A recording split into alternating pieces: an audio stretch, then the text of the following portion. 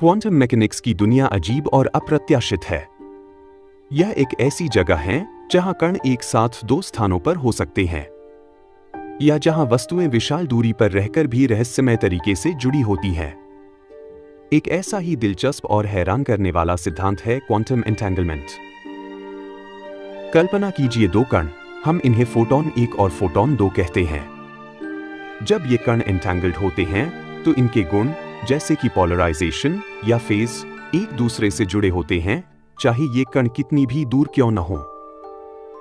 Classical भौतिकी में हम कणों को स्वतंत्र रूप से सोचते हैं, यानी हर कण के अपने अलग गुण होते हैं। लेकिन क्वांटम दुनिया में एंटेंगल्ड कण एक एकल एकीकृत प्रणाली का हिस्सा होते हैं। इसका मतलब है कि जब फोटॉन 1 पर कुछ होता है तो फोटॉन 2 पर इसका तुरंत प्रभाव पड़ता है, भले ही दोनों के बीच लाखों प्रकाश वर्ष की दूरी हो।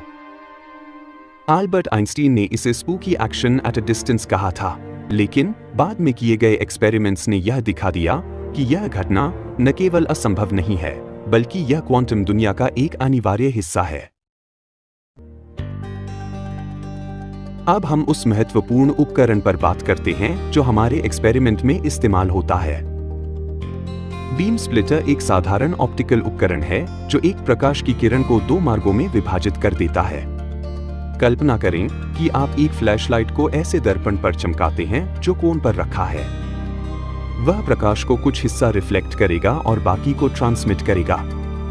इसी तरह एक बीम स्प्लिटर प्रकाश को इस तरीके से विभाजित करता है कि हर फोटॉन के पास दो रास्तों में से किसी एक रास्ते पर जाने का समान मौका होता है।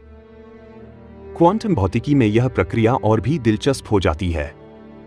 एकल फोटॉन जब बीम स्प्लिटर से गुजरता है तो उसके पास 50% संभावना होती है कि वह एक रास्ते पर जाएगा और 50% संभावना होती है कि वह दूसरे रास्ते पर जाएगा। लेकिन जब फोटॉन एंटेंगल्ड होते हैं तो उनका व्यवहार एक दूसरे से जुड़ा होता है। वे स्वतंत्र कण की तरह काम नहीं करते, बल्कि उनके गुण एक दूसरे से जुड़े होते हैं, जिससे क्वांटम इंटरफेरेंस उत्पन्न होती है।